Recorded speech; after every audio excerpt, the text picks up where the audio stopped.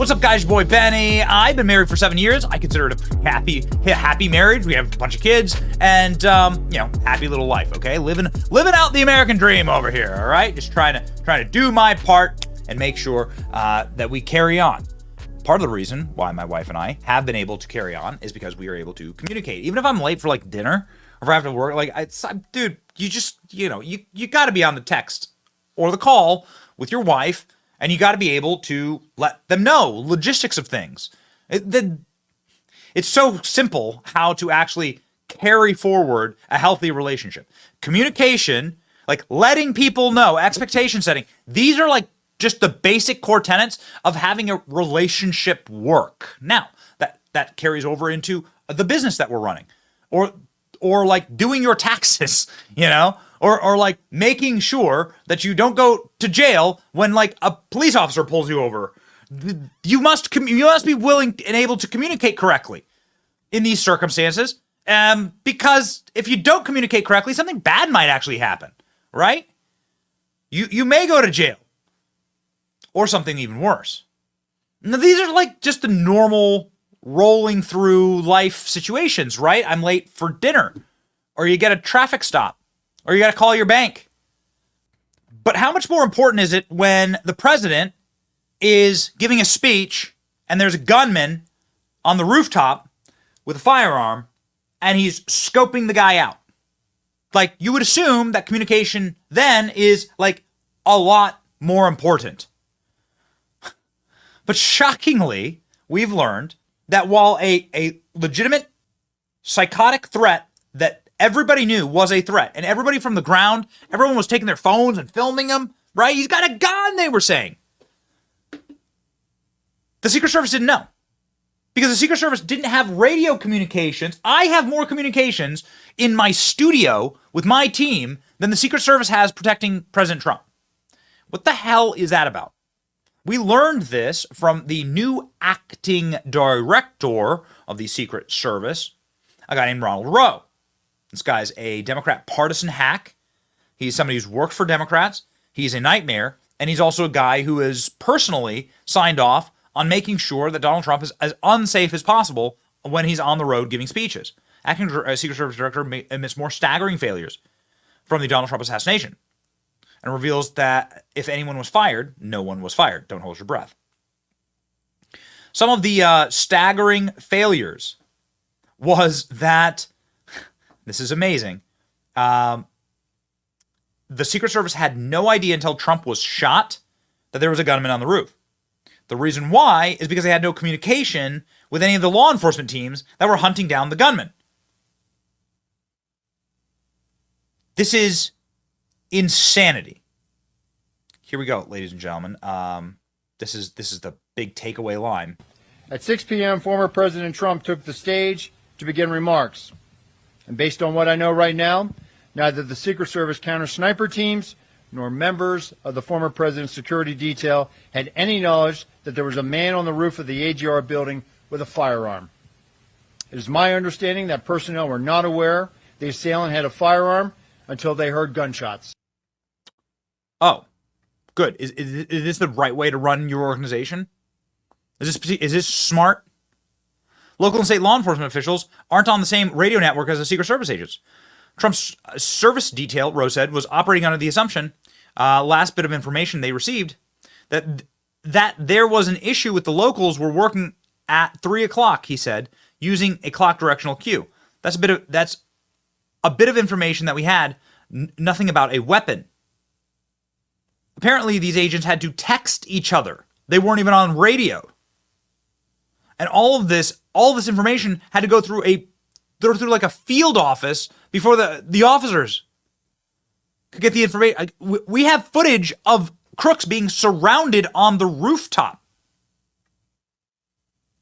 This is crazy. We have footage of crooks. They are on the rooftop with a firearm pointing it at Trump. It's insanity. And you know what? It makes me like really think, when are you actually telling us the truth? Because you've lied to us this entire time. You've lied to us. You said it was sloped roofs, which is why there wasn't an agent up there. That's a lie. You said that Trump didn't ask for more protection. That's a lie. you've stated repeatedly you don't know what happened or where the communication breakdown is. That's a lie. You set people up to fail. And it's become like pretty clear that your no-fail mission was a fail by design mission.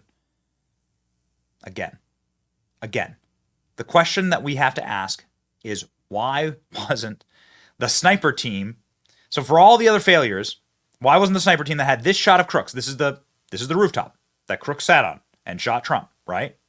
There's President Trump right there. Here's the rooftop that Crooks was sitting on and lumbering around on for minutes on end. There was a sniper team in this position. Why didn't they get Crooks? Because there was no communication.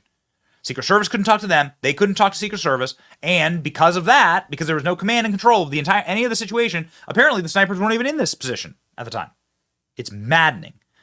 Jesse Waters did a really great recap of what happened yesterday, the first time the Secret Service gave a press conference after Donald Trump had a near on-camera execution. The Secret Service held its first press conference since Donald Trump was nearly executed on live TV. After stonewalling the media and congressional investigators for 3 weeks, Director Ronald Rowe made a shocking admission. Watch. Can you confirm that this was the first 2024 campaign event that counter-sniper teams were assigned to the former president? It was the first time Secret Service counter-snipers were deployed to support the former president's detail. The former president of the United States and the nominee as the Republican, the man who Democrats and the media have been labeling a clear and present danger to democracy, Hitler and a dictator, wasn't given Secret Service counter-sniper teams at his campaign rallies for the last 2 years. That means when they put Trump on trial in Manhattan, every day when he returned from court to Trump Tower, there were no Secret Service counter-snipers. The whole world knew Trump's schedule and location for 6 weeks in a city with thousands of windows and high-rises. No Secret Service counter-snipers. That means when Trump was in the Bronx, no Secret Service counter-snipers. Anyone could have climbed onto a tree, could have gone onto a rooftop with a gun. What about when he went to the bodega in Harlem after court? He's enveloped by buildings, hundreds of windows, any one of which a rifle could have fired from. No Secret Service counter-snipers. So why all of a sudden, after 2 years of no Secret Service counter-snipers, they showed up in Butler? And that was the rally where there was an attempt on his life. After the assassination attempt, the intelligence community leaked an exclusive to their friends at CNN, saying the reason they added counter-snipers to Butler was because of an Iranian threat to Trump's life. But that doesn't make any sense, because there's been an Iranian fatwa out for Trump since he whacked Soleimani. That was over 4 years ago. And when the feds were pressed about this, they admitted there wasn't any new intelligence from Iran. What a coincidence. The Secret Service surrounding Trump's been an illusion. We believe these agents were in constant communication with each other using the latest technology we didn't even know about. Turns out the Secret Service counter-sniper team in Butler never had radios that day. You mentioned that there were text messages from Butler ESU to U.S. Secret Service counter-snipers. I'm curious if that is routine. What was the plan to relay information from locals to the Secret Service initially? What is the protocol? With respect to the counter-snipers, they were using cellular or telephone text communications. At this point, moving forward, what I have directed now is that everybody should be using the radio net. If you see a man with a gun on the roof, do you have time to text your counter-snipers? Wouldn't it be a lot easier if you could just radio into their earpiece armed threat on the roof of the AGR building? Are those counter-snipers up on the roof just for show? And it looks like these guys had their phones on silent, because when the locals alerted the Secret Service team leader, we still don't know who that is, that there was a suspicious person with a rangefinder creeping around the AGR building, it took the team leader 8 minutes to text the counter-sniper team. Whew, baby. And it's looking way worse for the Secret Service every single day. Local law enforcement, who has no reason to lie about these things, they're like the local yokel, like SWAT team, right? They're like the dudes, they're like the veterans, it's like just the local dudes, right? They say that Secret Service instructed the local sniper team to set up at ground level, looking into the crowd, but not in an elevated position above the AGR building where crooks tried to assassinate Trump. What the hell? Why would you do that? in what universe is that helpful to you? We have an entire documentary coming out about this that we will be releasing very soon, and it's going to answer some of these questions. I believe the Secret Service wanted President Trump dead, and local law enforcement confirms that. Here, watch. In those first two windows. So he's wrong about the assignment? Absolutely. I think the biggest thing to not lose sight of is, their job was on being on the outside unsecured perimeter, looking inward at those, that had already gone through security.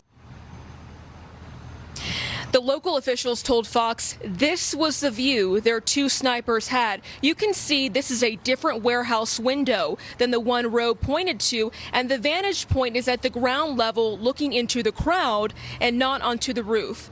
The commander of the local snipers says if the Secret Service had told them to place their snipers on the roof, they would have. Acting Director Rowe says he takes full responsibility, though, and they will be more forward and direct next time with their local counterparts. We've reached out to the Secret Service about what local law enforcement officials are saying here on the ground, and they directed us back to Rowe's congressional testimony. John.